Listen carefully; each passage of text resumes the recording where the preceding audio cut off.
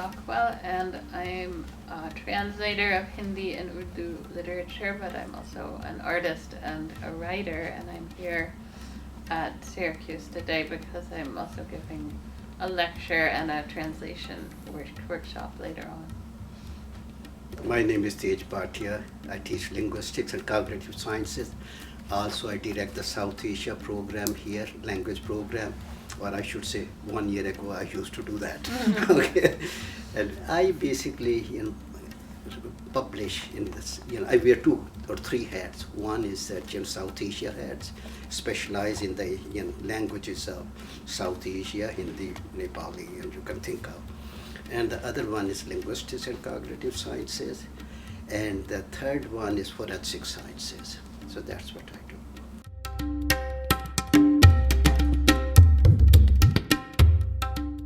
Well, I think that especially for Americans, it's extremely important because America is, kind of an island. So Americans have an insular view of language and culture, and even though there are many, diverse communities within America, there are quite a few Americans that have no awareness at all of other languages and cultures. And so for me as a translator, one thing that's exciting is to bring ideas, art, conversation that was not intended for this audience into this audience, and to introduce people to different ways of thinking. I think that if we can stretch our idea of what is art and what is beautiful and what is just and so on by reading the words of others as interpreted through a translator, it increases understanding and tolerance. Please. Yeah, so following on that one also, I think we are very well known. We take special pride in that we are monolingual and monocultural in America, but the time is changing. Just look around here, everything, the food to fashion to everything, multiculturalism is there. But we in America have been living in the state of denialism.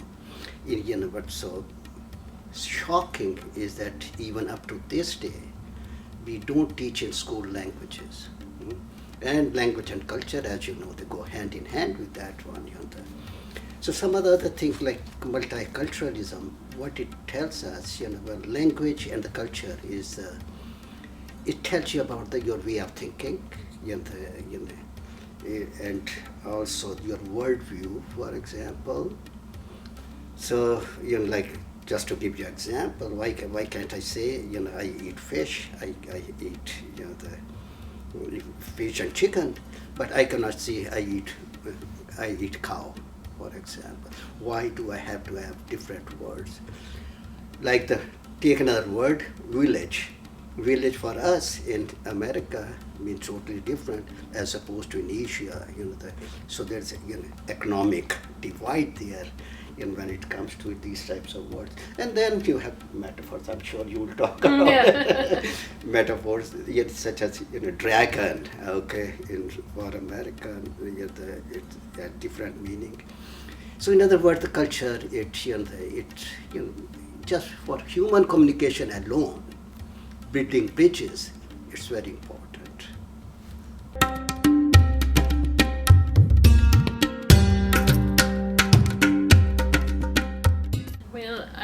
In college, and earlier too, I just loved learning languages. I'm a grammar nerd, and I just love it. So when I was in college, I started out as a classics major. So I had studied Latin for a long time, and I started studying ancient Greek.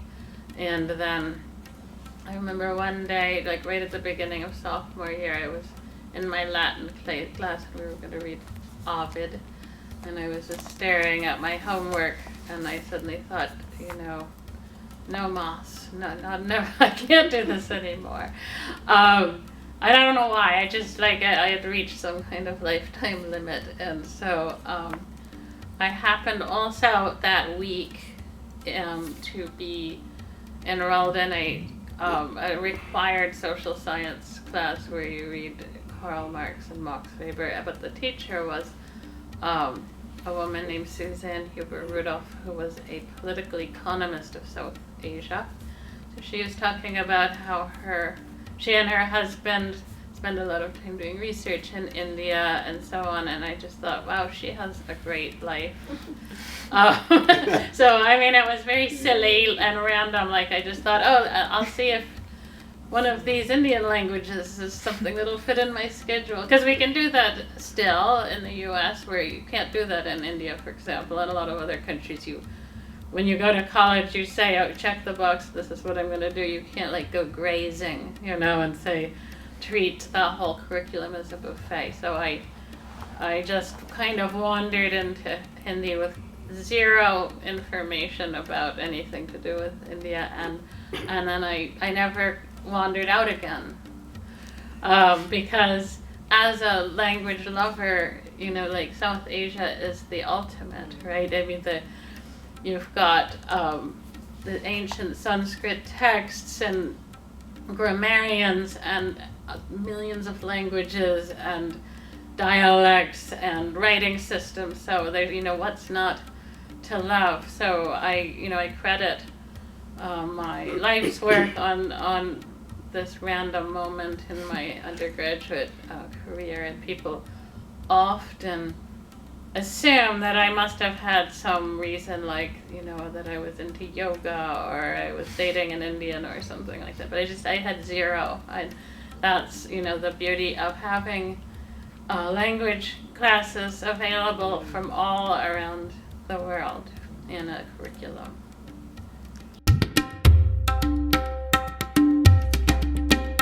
Well, yeah, okay, good question. When I think about what brought me to linguistics, I became an accidental linguist. I come from the family of engineers.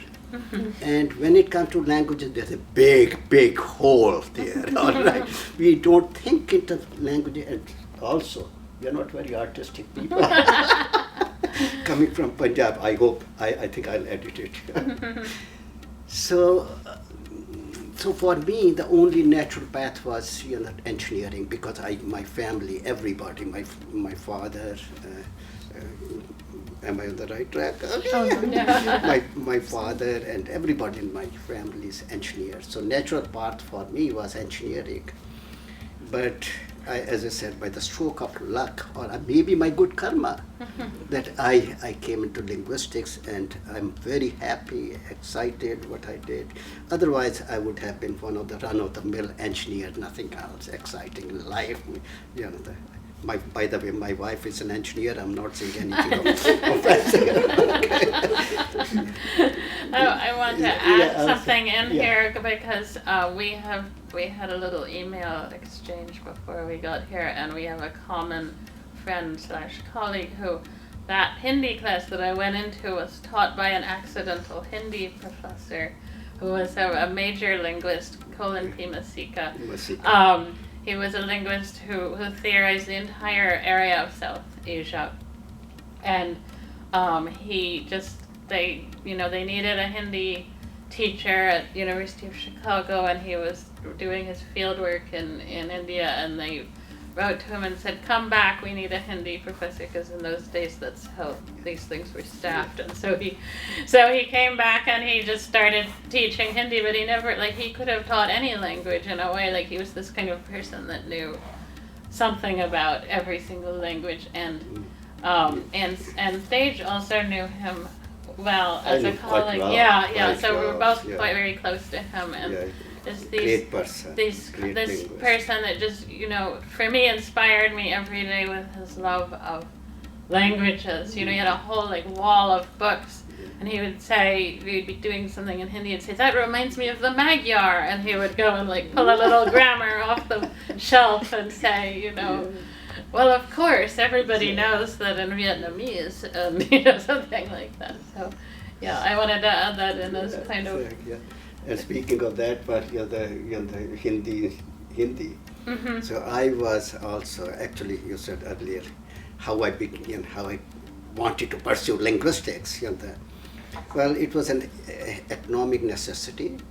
We were, after my father passed away, we had really survival was the key.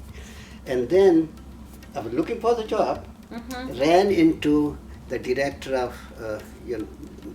of Peace Corps, American Peace Corps in India, in Delhi. I ran into him on streets, okay, and then he hired me. And from there, he said, "Can't you speak Hindi?" I said, "Yes, that's what we are talking about at this point." And then he said, "Okay, well, here is the task. You teach American Peace Corps volunteers." So I taught super intensive immersion course in Jaipur. That was my first job. And then the idea was that in this super immersion, Americans will be placed in that type of linguistic environment, and then they will be trained to communicate with rural Indian farmers, teach them the practices of agricultural practices of India as well as mostly Americans. So that brought me also in there. So you're also an accidental Hindi teacher. Yeah, yes, you ran into a guy on the street. Yeah, exactly. Yeah. There was no way I could have thought That was cut not- out for linguistics. Yeah. I'm cut out for Hindi is my fourth language, right? Third, I'm sorry. English is my Well, fourth. he's losing track. Yeah. Like how many languages? Yeah, he it was knows. American Institute, American Peace Corps. I'm grateful to that. And then American Institute of Indian Studies, and then from there, fast forward, I was at Havana, Champaign, and linguistics.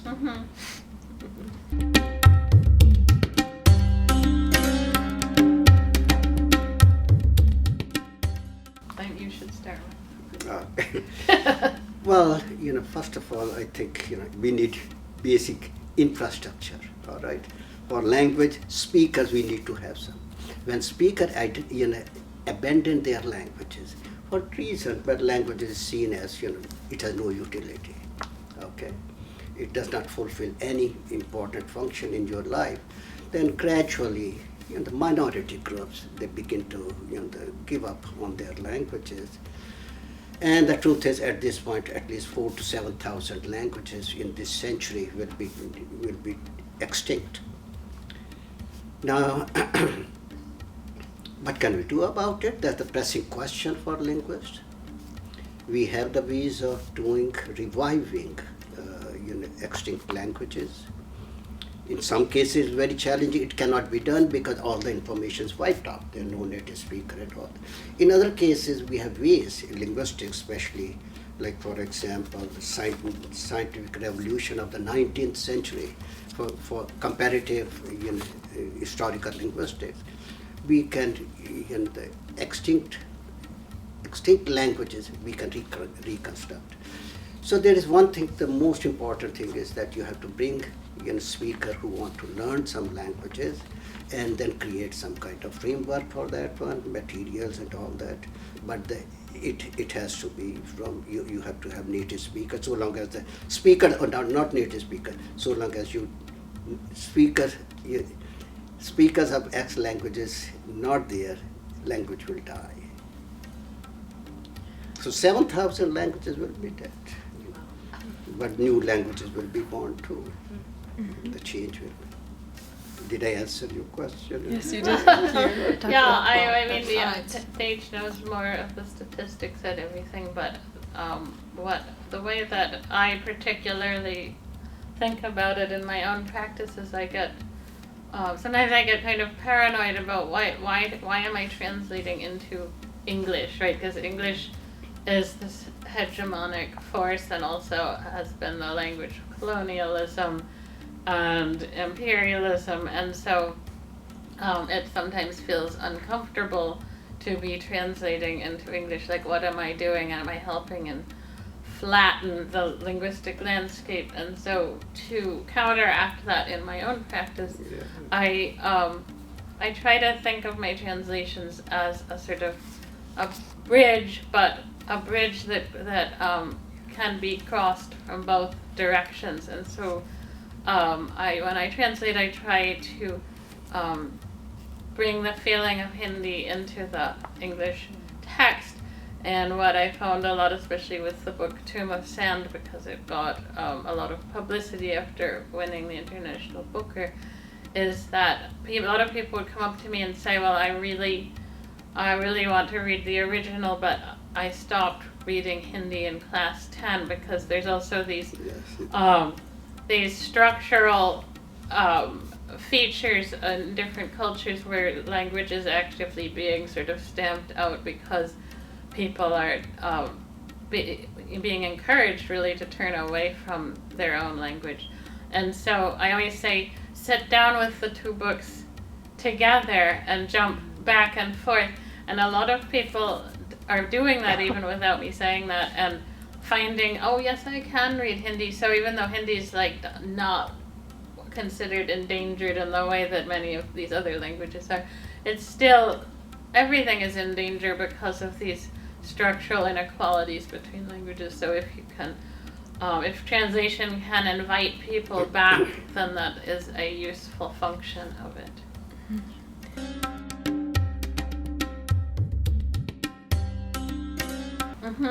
Okay, so how do I choose it? Well, you really have to spend a lot of time with the book you translate, like a lot. Maybe even more time than the author spent with it.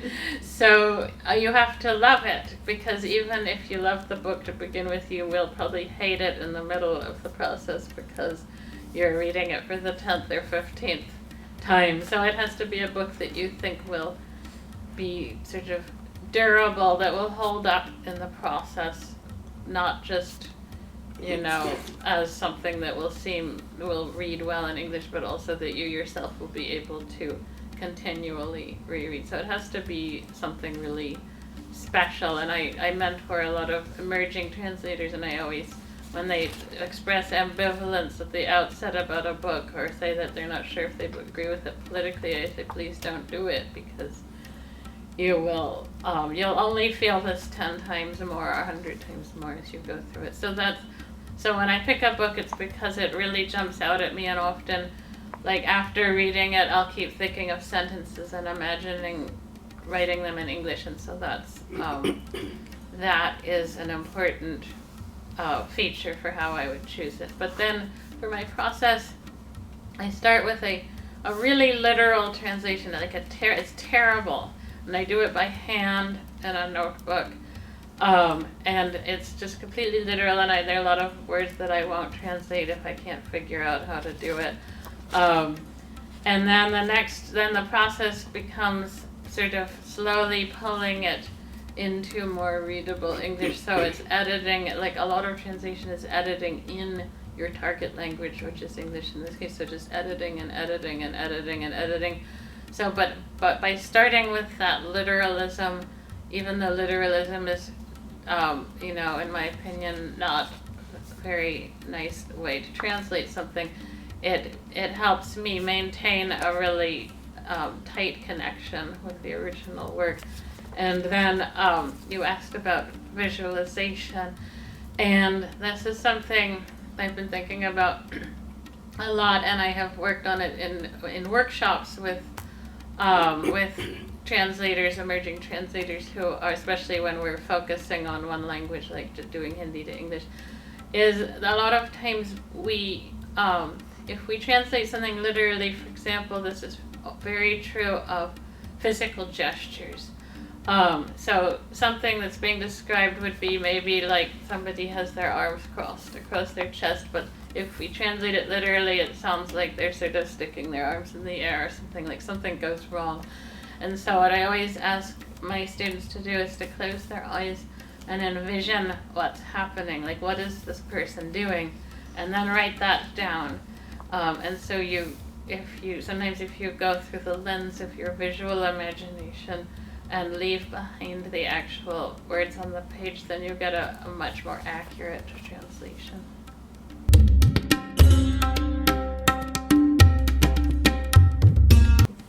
Professor. Yeah, first I'm glad if I could pick up on English now. Yeah. One of the things, earlier you asked a question about the language, death.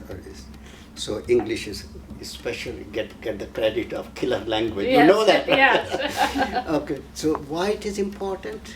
Simply, again, cross-cultural communication.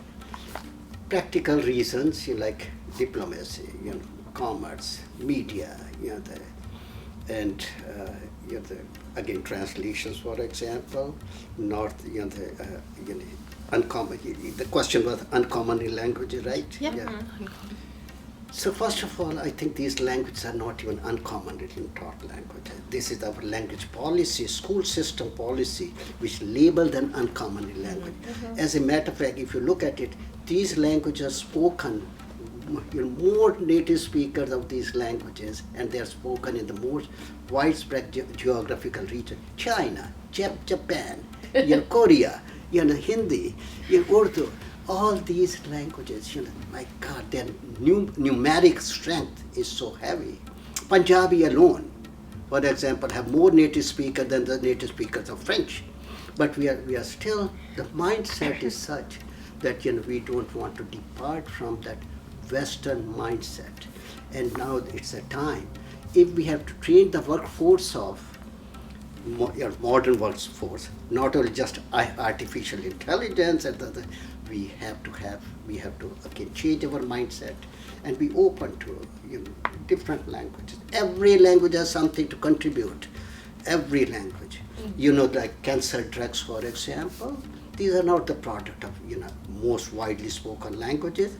These are the products of some tribal languages who brought the indigenous knowledge to us. So these are some of the number of reasons.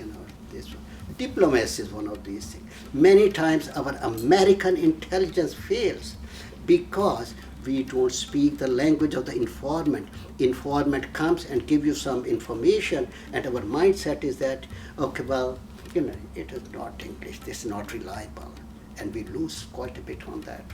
So these are the number of reasons: commerce, trade, media, and interpersonal relations, and practically, and let alone that, what these languages tell us about human mind. Ultimately, these are the reasons we have to pursue this. And I think that, there's, if you talk to anybody who's multilingual, they will admit that when they speak each of their languages, they have like different aspects of their personality come out. Exactly. And I think that that is fascinating because it reveals how if you lose a language, you lose a strain of thought. Yeah. Like that. It's almost like each language contains its own philosophy and its own way of life, and so even you yourself could like be operating on two different planes when you're sitting in one place talking to two different people, and so that is just the value of that is huge, I think, to understand that there are so many ways of looking at things and so many ways of looking at the world, and the more languages you learn, the more these things open up to you. Of course, this is like not a value that is appreciated in certain sectors of our society, but to our detriment. I mean, again, bringing the American defense kind of argument, which is what has kept until now funding for a lot of these languages intact, is that we are caught as a nation flat-footed when something goes wrong because we have no idea what other people are saying and thinking.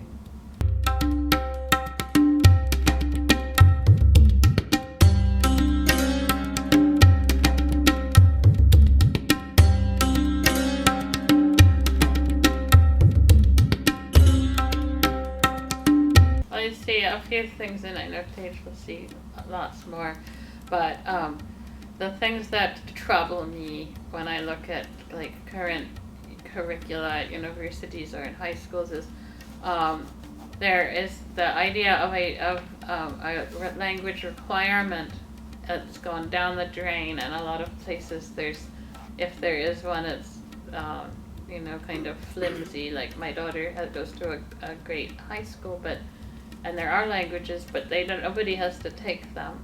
It's only just that the college counselors say, oh, that looks good, so the people that want to go to college will like take 2 or 3 years of a language.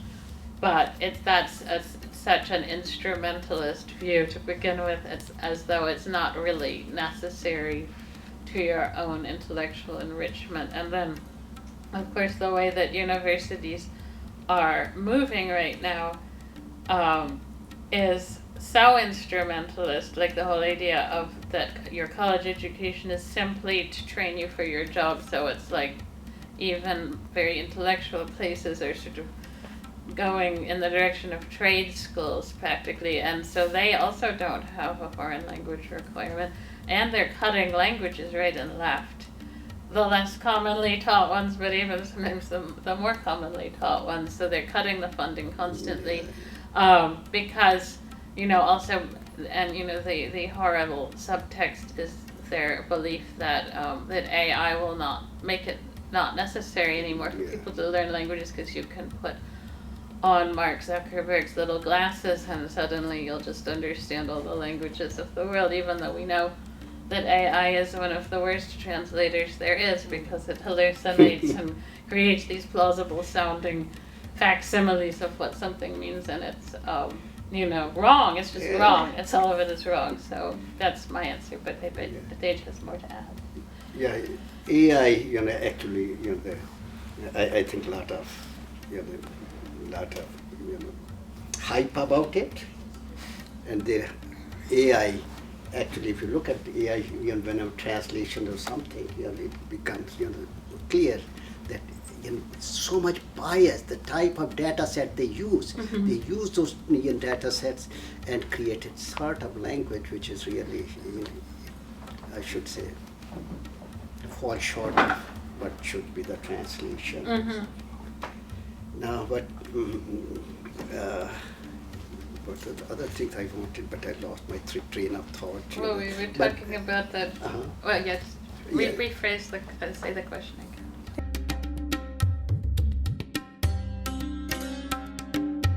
So my first, this is the question I'm going to ask you. Can you suggest her something? Okay, younger generation, actually we have to know what are the learning strategies, what do they think about it. We might make jokes about them, they are glued to the cell phone. But their ways of learning language is very different, visual. If I have to say it one word, I'd say like Japanese manga, comic books. So those are the types of material we have to use. And younger generation, I think one is materials which is palatable, close to them. That's one thing. And secondly, we have to create some material, the new material. And we should not underestimate formal system. Fine, we can ask school system, which again we don't get any result from that one at this point. The school system really seems like, if I have to say in one word, an anti-languages, because we don't. Younger age is the one when they can learn the language best, but school system we miss a lot.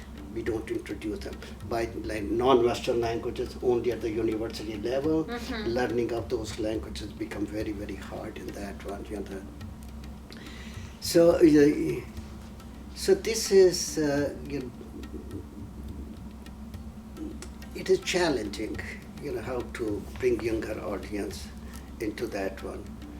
But they will be self-driven also. They will keep on creating this one. But one last thing I would like to say is, government efforts, fine, but I think the best results we will get from the volunteer agency. The best example in Syracuse, for example, is not the school system, not the universities teaching Indian languages, but the Gyan Mandir. We have Indian Cultural Association.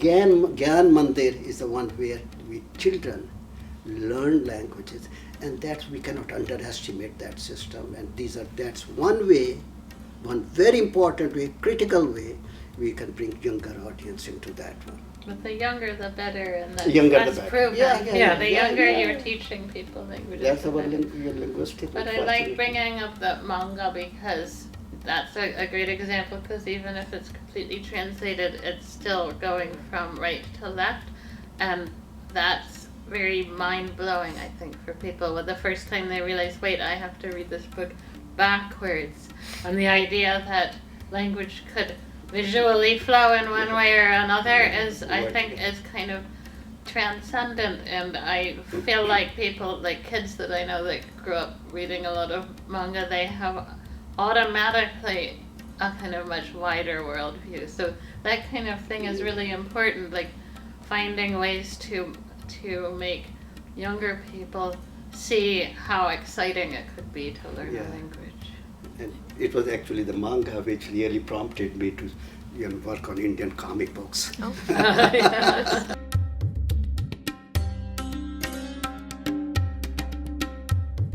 How Very it happened. difficult question you're asking. On one hand, it opens a new chapter of language death. Death, yes. And if you look at it, some of the, what's happening to profession, all of a sudden, our profession, language teaching, is really endangered. Like teaching course writing, endangered. But I think that will be one of the biggest challenge we will have to face. Partly, I think the thing is to critically examine the database systems. Or do not put total trust in AI. AI is biased, lot of biases. I can show you anytime. You say, okay, summarize my article, and you'd say, very nice things about my article. I will say, well, it is, say something negative. Everything negative will flow there. So everything, and the system doesn't look at it, that it contradicts what has been said earlier. It doesn't, in a way, integrate the two views.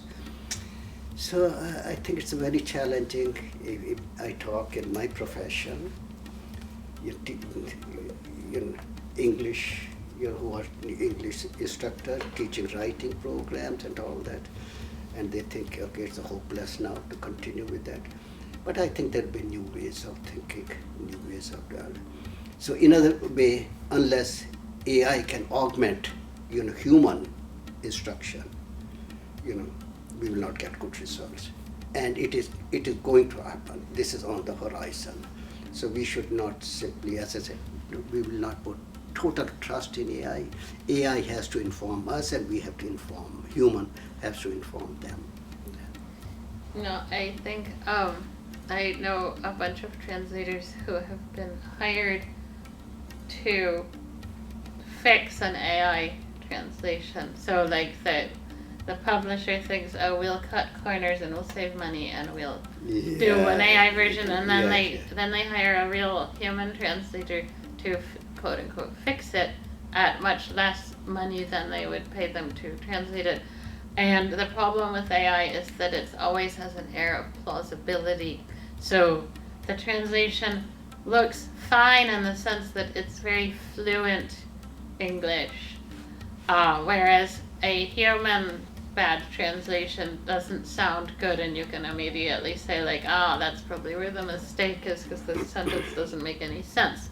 But in AI it always makes sense and it always sounds plausible.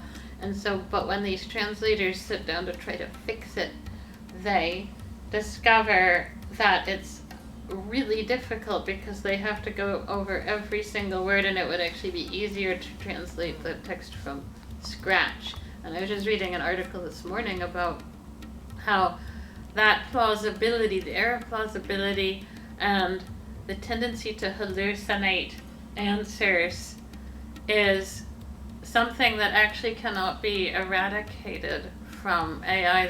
That OpenAI has released a study, and they're the ones that create ChatGPT, that it can't actually be changed because of like the range of mathematical possibilities, and also that AI is taught to always give you an answer and to never say I don't know, right? And so, but at the core of this is this lack of understanding of what translation is even for, like especially literary translation. Like, what is it for? It's not just to take text A and, in this language and put it into the other language. Like, that's not the point. The point is to understand the totality of a text and the nuances of each word, and to try to convey that in a new way. And that does not necessarily mean dictionary meanings. And it's like, you could say, oh, there's idiomatic language and things like that, but there's also just subtext and like the history of a word and things like that are completely lost from AI. So I don't even know if that answers your question.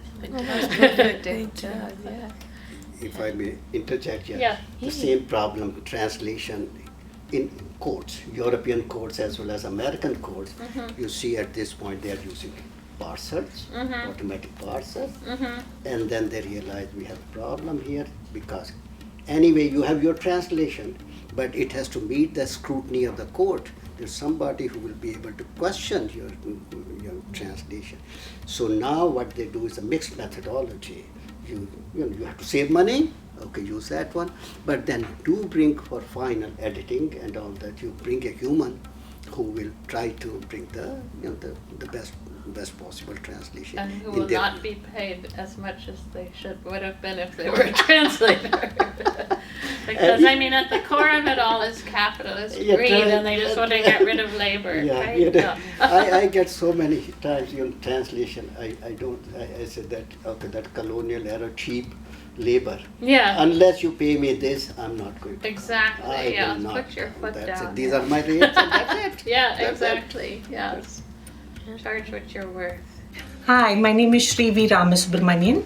I'm the director of CodeShift, a collaboratory for data equity, social healing, inclusive futures, and transformation. Thanks for watching Chai with Srivi.